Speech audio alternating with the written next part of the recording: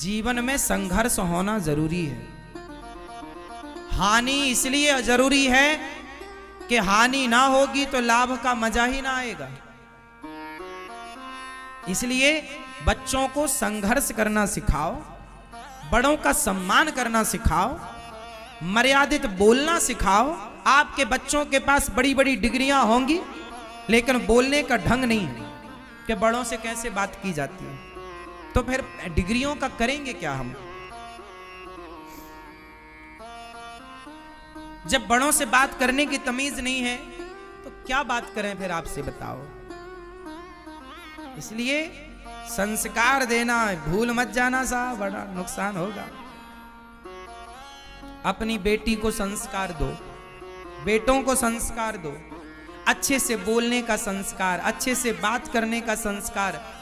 घर में कोई मेहमान आए तो बच्चों के हाथ से भोजन परोसवाया करो। आजकल तुम्हारे बच्चों से भोजन परोसवा के देखना, इन्हें बनाना तो छोड़ो, परोसना नहीं आता। आप परोसवा लेना तुम्हारे बच्चों से भोजन, बाएं हाथ से परोसते हैं, बाएं हाथ से, बाएं हाथ से रोटी देते हैं। इन्हें ये नहीं पता मूर्खों को कि परोसना कैसे है। और ये गलती उनकी बिल्कुल नहीं है। आप मम्मी कुछ ना कर बेटी, कुछ ना कर, झूला झूल तू, कुछ ना कर बेटा तू झूला झूल, तेरा बाप कमा रहा है, कमा रहा है, तू झूला झूल। समय से जिम्मेदारी दोगे बच्चों को तो बच्चों के कंधे मजबूत होंगे। इसलिए समय पर तुम लोग तीर्थ यात्रा पे निकला करो थोड़े दिन के लिए, बच्चों को जिम्मेदारी देकर, ताकि पता लगे कि तुम्हारा बच्चा कितना मैनेज कर पा रहा है, कितना नहीं कर पा रहा। कर पा रहा है तो ठीक है, और नहीं कर पा रहा है तो जिम्मेदारी दो ताकि वो सीखे और सिखाओ। ऐसे नहीं, ऐसे काम किया जाता। समय पर बोझ आएगा ना तो कंधे मजबूत होंगे, और समय निकल जाएगा तब बोझा पड़ेगा तो टूट जाएंगे कंधे। जवानी, जिस दिन आपका बेटा पढ़ाई पूरी करे, ध्यान से सुनो, जिस दिन आपके बच्चों की पढ़ाई पूरी हो, जिस दिन, उसी दिन से बच्चों को काम पर लगाओ। ये काम करना है तुम्हें। बाप का काम संभालो तुम, बिजनेस तुम संभालो, व्यापार तुम संभालो, खेती तुम संभालो, संभालो, इसे बढ़ाओ। व्यापार को पिता ने इतना किया तुम और बड़ा करो, खेती को पिता ने इतना किया तुम और पढ़े लिखे हो।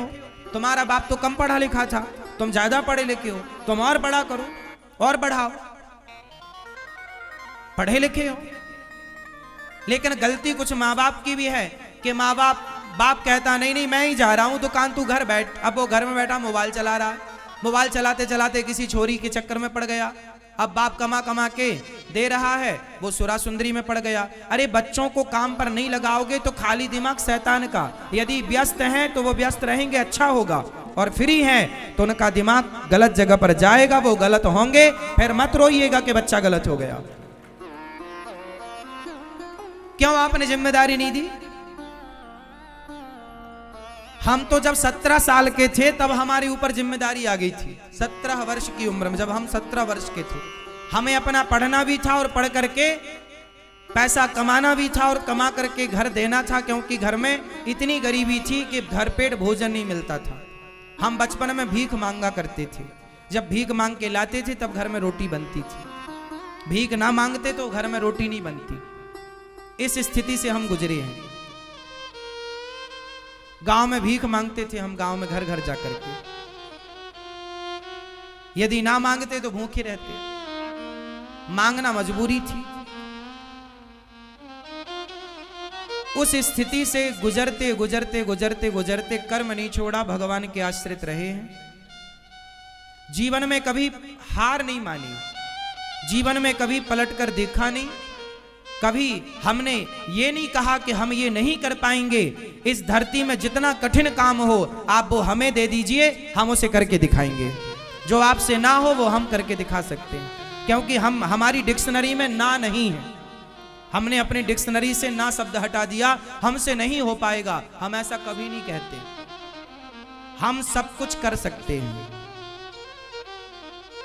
हमारी इच्छा शक्ति है तो हम सब कुछ क्या नहीं कर सकते? हम सब कर सकते हैं।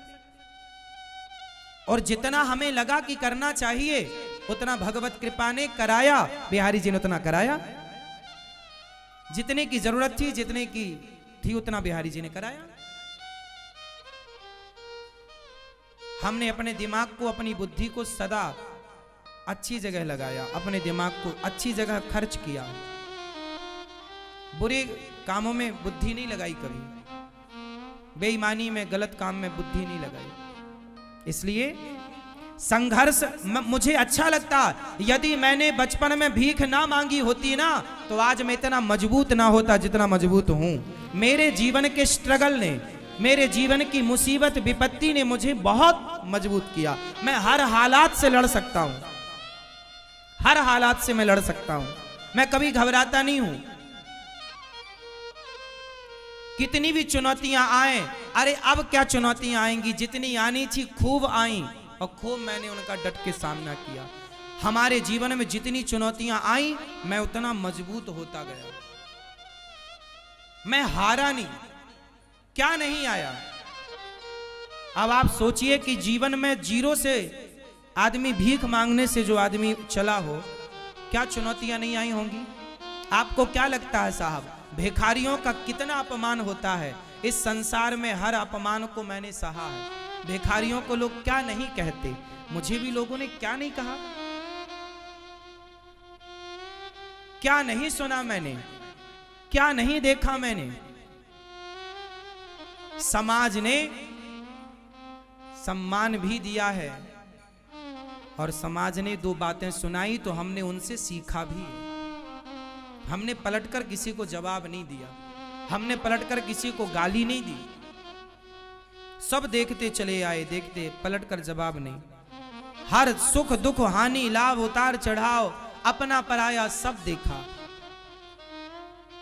इसलिए मैं आपके बच्चों से, मैं आपसे कहूंगा कि आप भी अपने बच्चों को ना ज्यादा लग्जरी जिंदगी मत दीजिएगा। लग्जरी जिंदगी में बच्चा खोखला होता है। आप किसी को बस बिठा दो, आप काम मत कराओ। बढ़िया एसी की हवा मिल रही है, खाने को पकवान दे दो, एसी की हवा दे दो, घूमने को गाड़ी दे दो। जो आदमी 10 साल तक एसी की हवा में बैठ लेगा, बढ़िया गाड़ियों में घूम लेगा और बढ़िया पकवान खाएगा, वो खोखला हो जाएगा। मजबूत होने के लिए ना भूखा भी रहना पड़ता है। मजबूत होने के लिए नंगे पांव दौड़ना पड़ता है, दौड़ना पड़ता है। बच्चों को मजबूत बनाओ साहब, एसी की हवा में बिठाने की जरूरत नहीं है। बच्चों को लग्जरी जिंदगी बाप ना दे। बाप तो बच्चों को स्ट्रगल करना सिखाए। बेटा मेहनत करो, कमाओ, अपना कमाओ, अपना बिजनेस करो, अपना करो। हर सुख दुख, उतार चढ़ाव को देखो, हर मुसीबत का, हर विपत्ति का सामना करो।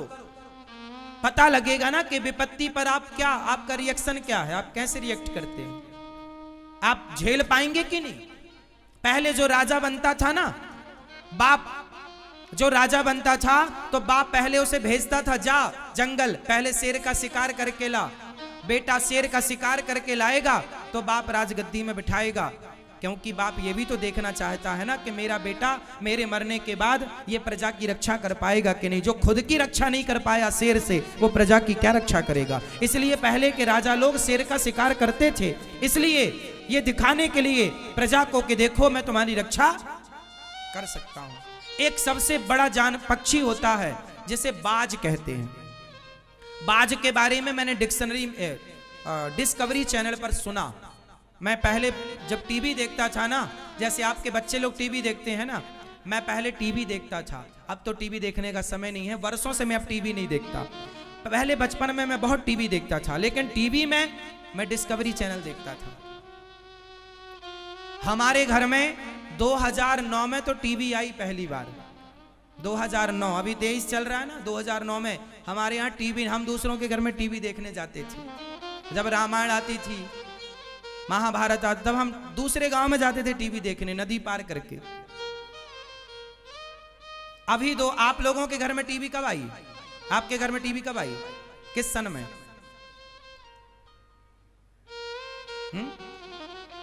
हमारे यहां हम पहली बार अपनी कमाई से जो पैसा हम कमा कर लाए, तो उस कमाई से हमने सबसे पहले 9,000 रुपए की टीवी खरीदी थी। आज भी वो टीवी 2009 में खरीदी थी, आज भी वो टीवी है। बचपन में हम गैया चराने जाया करते थे ना, तो हम जूता नहीं था हमारे पास, नंगे पांव खेतों में गैया चराते थे। पिताजी से जब 1 महीना तक रोज कहते थे जूता दिलाओ, जूता दिला दो, अब जूता दिलवा दो, पाँव के छाले दिखाते थे, देखो कांटा लग गया, तब पिताजी जूते दिलाते थे। क्या करें, तब लगता था पिताजी नहीं दिलाते, पर अब पता चला कि पिताजी के पास पैसे ही नहीं थे। उस समय 50 रुपए के जूते आते थे, जो खेत में किसान लोग पहनते ना, वो वाला जूता।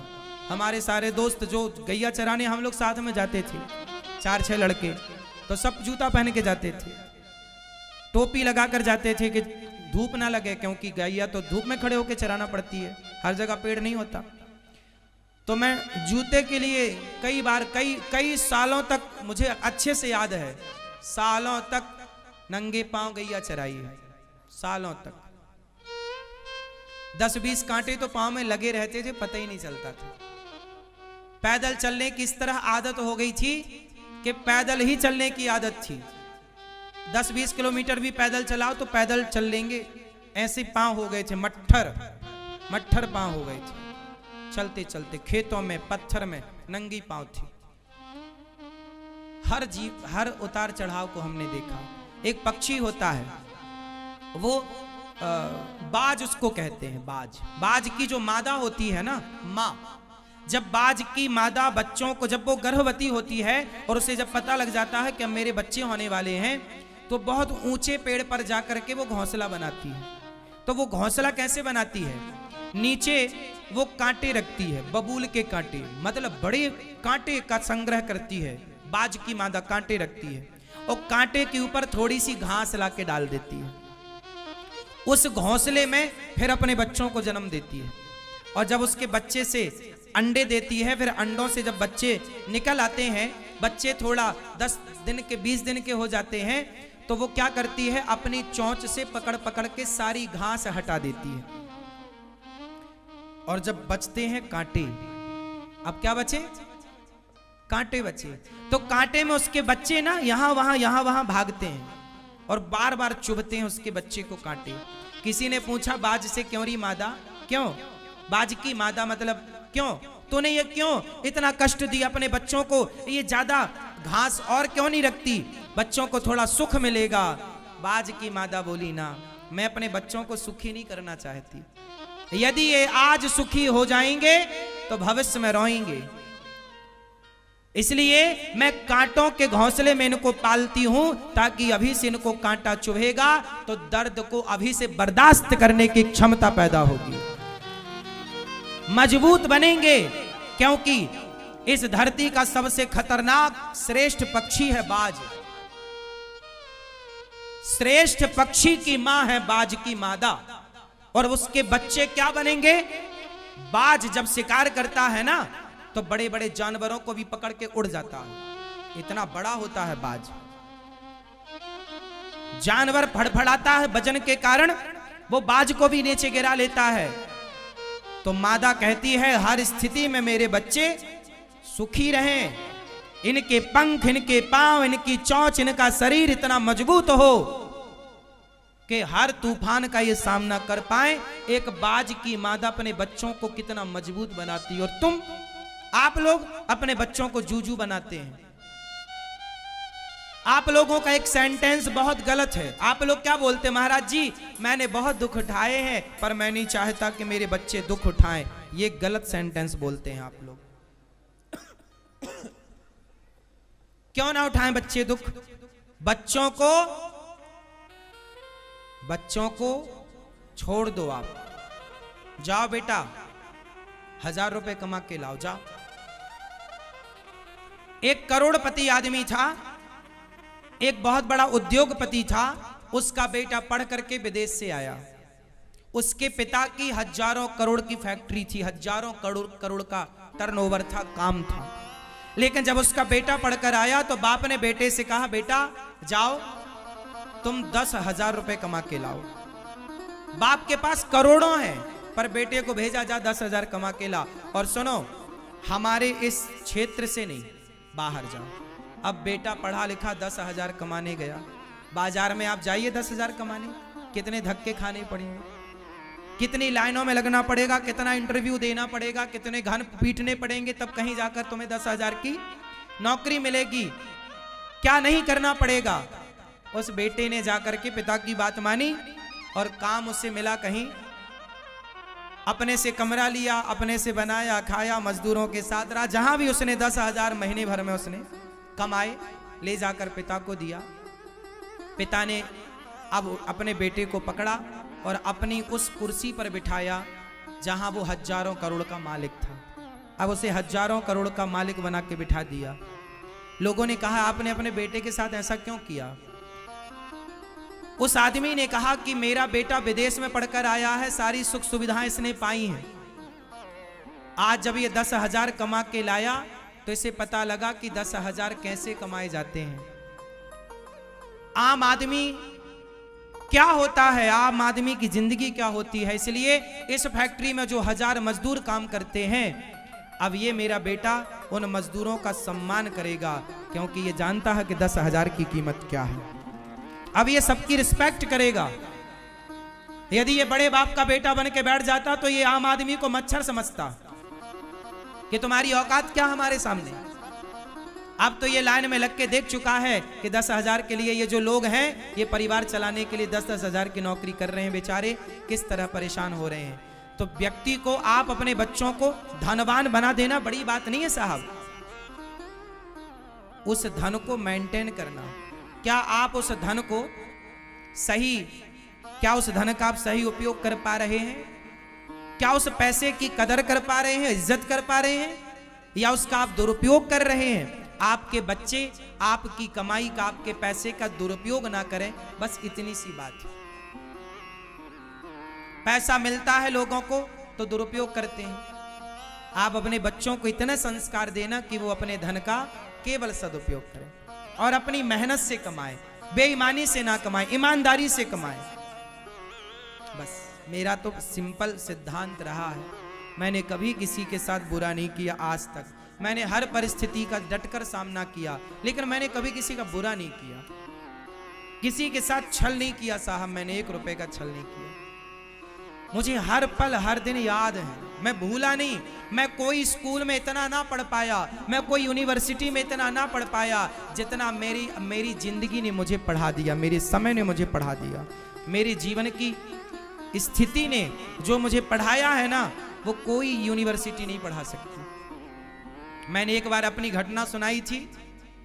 देखो, जीवन में एक मेरे साथ घटना, मैं पढ़ने के लिए 5वीं क्लास तक मैं 8वीं तक ना 7वीं तक सरकारी स्कूल में पढ़ा हूँ।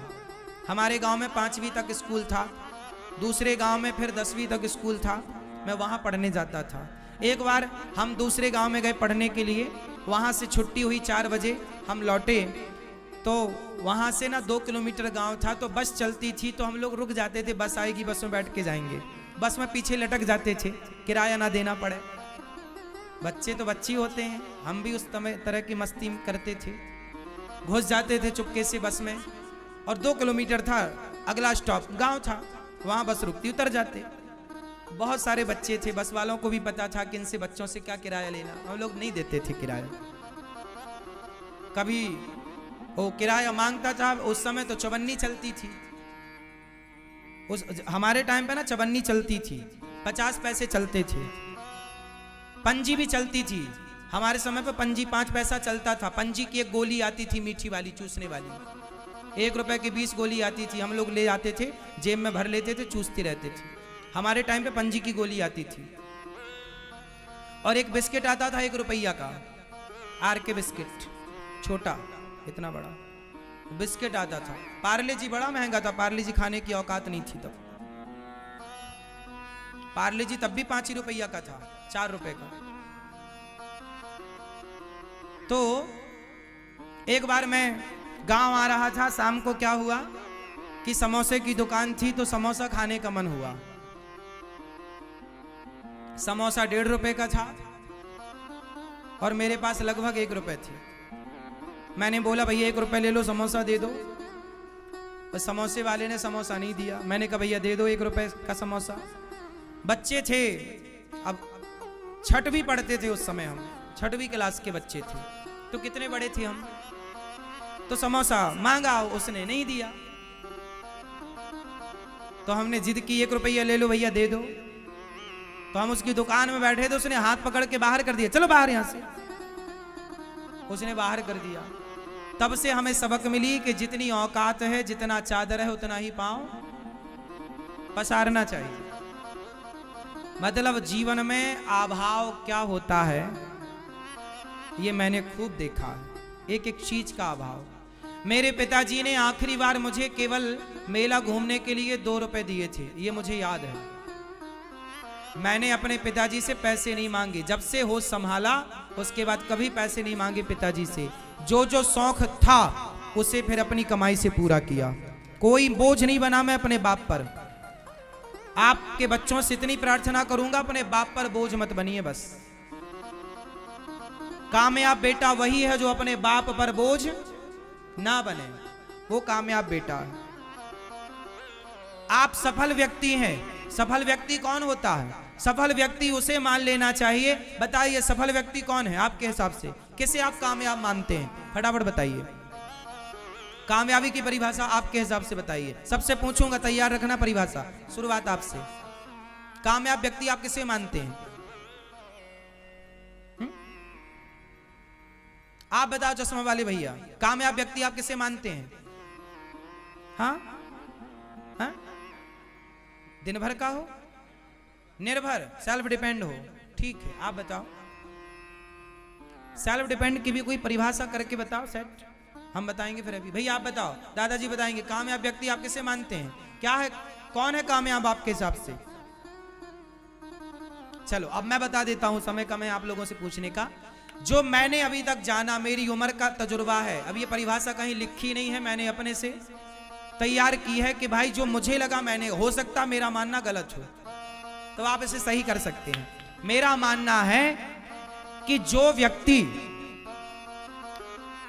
अपने पिता पर निर्भर नहीं है, जो अपनी गृहस्थी अपनी कमाई से करता हो, चलाता हो, जो अपनी मां और अपने पिता को भी अपनी कमाई की रोटी खिलाता हो, जो माँ बाप के धन की रोटी माँ बाप को ना खिलाए, जो अपनी मेहनत अपनी कमाई की रोटी अपने माँ बाप को खिलाए, अपनी कमाई की रोटी अपनी पत्नी को खिलाए, अपनी कमाई से अपने बच्चों को पढ़ाए लिखाए और उसके ऊपर किसी का कोई विशेष दबाव ना हो, जो अपनी कमाई से अपनी मेहनत से अपने लिए घर बना ले, अपनी मेहनत से अपने माँ बाप का अच्छे से अच्छे हॉस्पिटल में इलाज करा ले, अपनी माँ बाप की वो सेवा कर ले, अपने माँ बाप की दवाई इलाज के लिए किसी पर निर्भर ना रहे, जो अपने गृहस्थी के काम अपने से कर ले, किसी के सामने उसे हाथ ना पसारना पड़े, बस उसी को आप कामयाब समझिए। किसी के सामने उसे हाथ ना फैलाना पड़े, बाप के सामने भी हाथ ना फैलाना पड़े, उसे आप कामयाब मानो। वो कामयाब है कि वो सेल्फ है। उसे बच्चों को पढ़ाना है तो दूसरों का मुंह नहीं देखना पड़ेगा कि भैया तुम पैसे दो, फिर पिताजी जरा पैसे दो, फीस भरें। बट नहीं, हम पढ़ाना, पैदा किए हो ना तुम, तो तुम ही तो पैदा किए हो, तो पढ़ाएगा बाप क्यों? तुम पढ़ाओ अपने बच्चों को, या फिर पहले अपने आप को योग्य बना लेते फिर बच्चे पैदा करते। किसी पर भार क्यों बनते हैं आप लोग? बाप